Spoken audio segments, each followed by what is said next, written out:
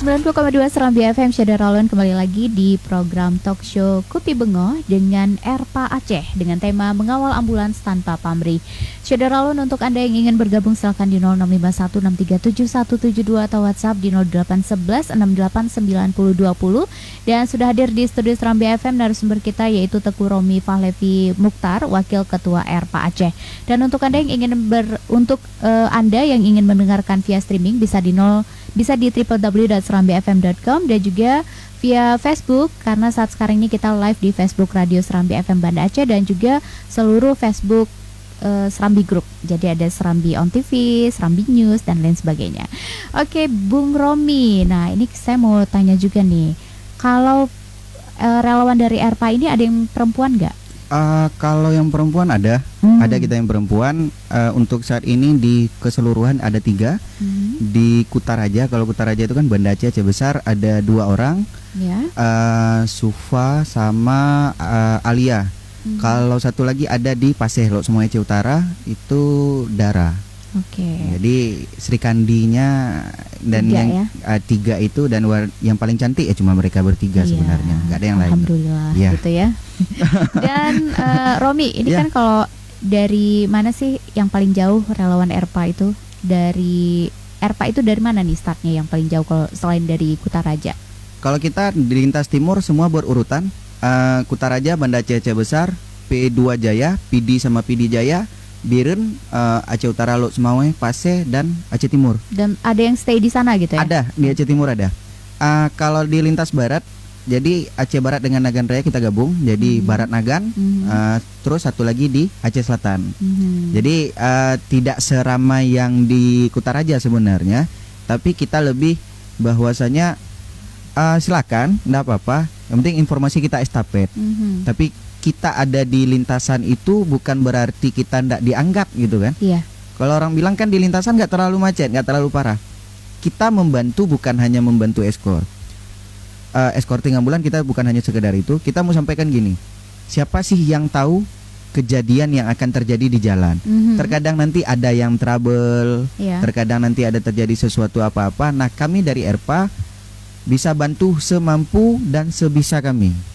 Nah, jadi tidak memandang bahwasanya harus tegang dengan harus ngawal, enggak. Kita upayakan serileks mungkin. Ya, dan siapa tahu di pertengahan jalan itu ambulans membutuhkan bantuan gitu ya. Misalnya ada something di mobilnya gitu ya. Jadi relawan Erpa bisa membantu. Terkadang kan kita nggak tahu pasien butuh oksigen, oksigennya habis. Kemana harus kami ambil oksigen? Sedangkan di ambulans itu cuma ada driver sama perawat satu orang atau keluarga satu orang lagi gitu kan. Jadi pendamping. Tidak banyak memang. Jadi kita mengupayakan ini oksigen habis. Di mana ada puskesmas atau rumah sakit terdekat? Maksudnya kita ambil oksigen dulu, nanti kan administrasi kan dari mereka lah. Oh ada bang, kesini aja. Abang udah sampai mana? Kirim lokasi. Oke, kita jemput, ambil oksigen, dah berangkat terus. Nanti administrasi selesaikan dari mereka sendiri. Kita cuma membantu mengarahkan saja.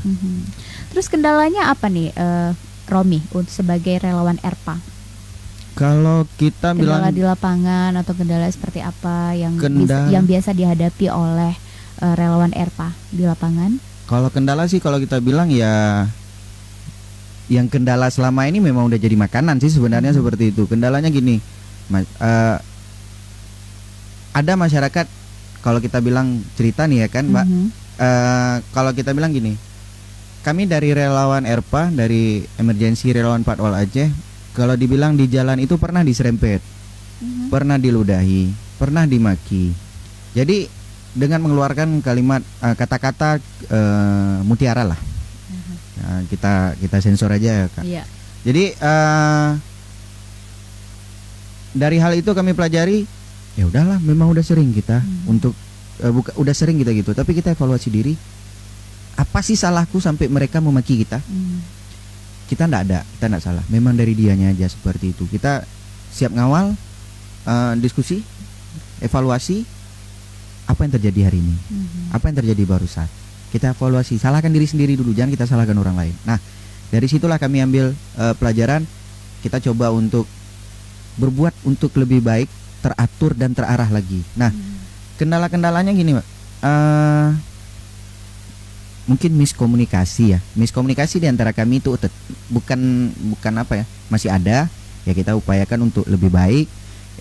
Terus mungkin untuk rute yang sering kami lintasi itu masih ada jalan-jalan yang boleh kita bilang yang tidak nyaman untuk kita lalui. Nah, jadi kan untuk kendaraan-kendaraan emergensi ini kan terkadang dia butuh cepat. Nah, terkadang nanti yang kita lintasi adalah dekat dengan SPBU, pas pula antrian minyaknya panjang. Nah, kita juga ya harap-harap maklum seperti itu. Nah, terus mungkin kesadaran masyarakat, bukan saya bilang tidak sadar. Alhamdulillah, saya tanya nih, kami tanya sama driver, Bang, selama ini orang Abang sebelum kami ada dengan kami ada bagaimana? Alhamdulillah sudah ada perubahan, tapi yang bandel tetap masih ada. Nah, jadi niat kita itu tersampaikan. Nah, niat kami ini sebenarnya gini, Pak.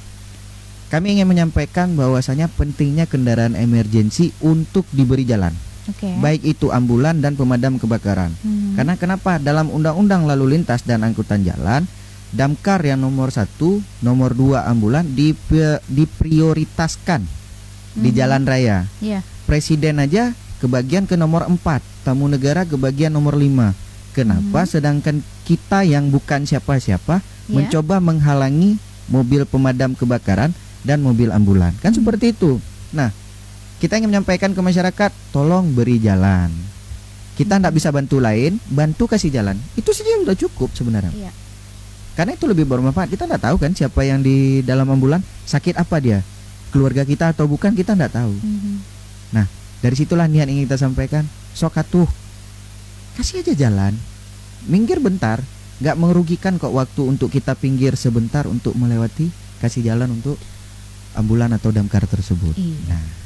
Oke, dan ini juga dari pengamatan saya juga nih, pengamatan pribadi. Nah, ERPA ini kan sering mengawal ambulans ya, bukan sering, memang itu tugasnya. Dan kita ketahui bahwa ambulans ini kan jalannya cepat banget gitu kan, sampai 100 km per jam lebih bahkan. Nah, ERPA ini kan dengan sepeda motor, terus harus melajunya ya seiring gitu kan dengan ambulans. Itu gimana tuh? Berarti kan punya skill dalam mengendarai sepeda motor.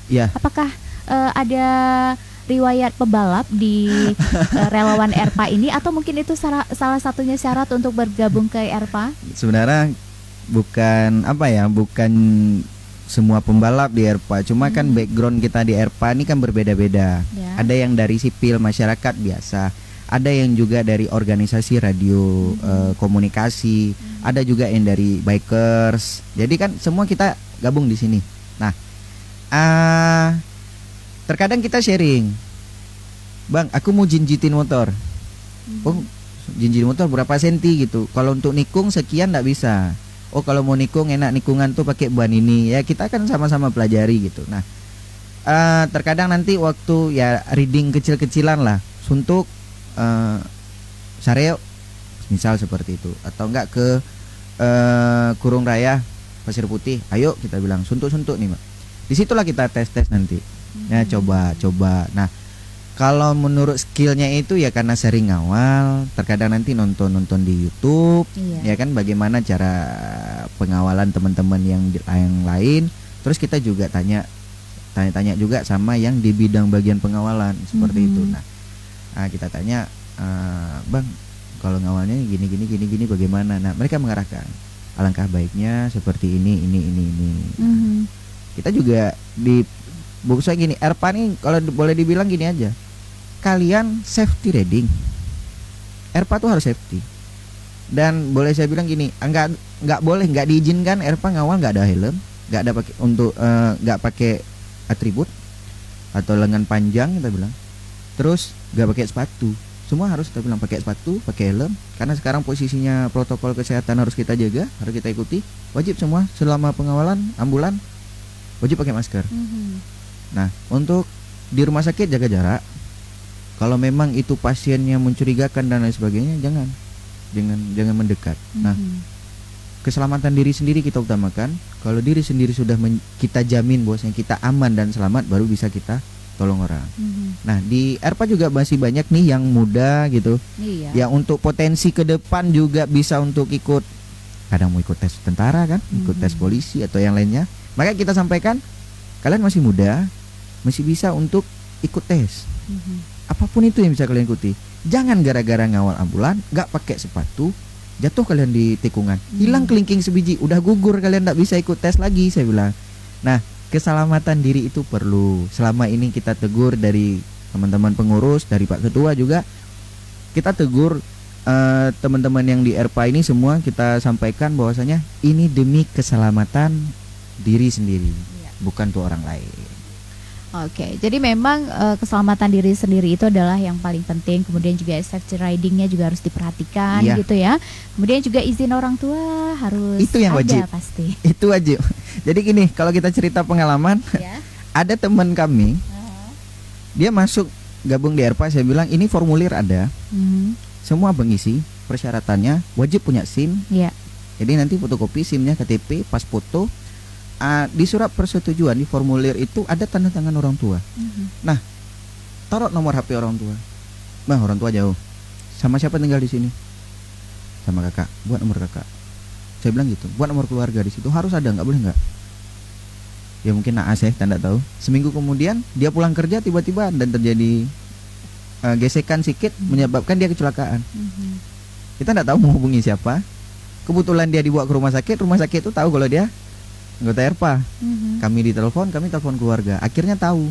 Saya sampaikan, Bang, tahu kan tujuannya kemarin saya bilang taruh nomor HP keluarga dan wali, apa tujuannya? Nah, kita tahu. Nah, kemana harus kita hubungi nantinya. Nah, lebih ke situ. Dan alhamdulillah tapi dia selamat ya. Alhamdulillah sekarang udah kembali bertugas. Maksudnya udah jadi ketua. Berarti ini ketua ERPA dong ya? Nggak, ada yang, maksudnya kita bagi, ada yang punya pusat, ada yang punya daerah. Jadi kita kasih dia udah jadi ketua daerahnya gitu. Cabang lah ya, ketua cabang lah. Ya, karena kemarin baru saya operasi, lepas pen, cepat sembuh Bang. Cepat sembuh bagaimana? Hati-hati lagi musim petir. Oke, saudara Lun, untuk Anda yang ingin bergabung silakan di 0651637172 atau WhatsApp di 0811689020. Kita bakal kembali lagi dalam program Kopi Bengong, namun sebelumnya kita simak dulu pesan-pesan berikut ini.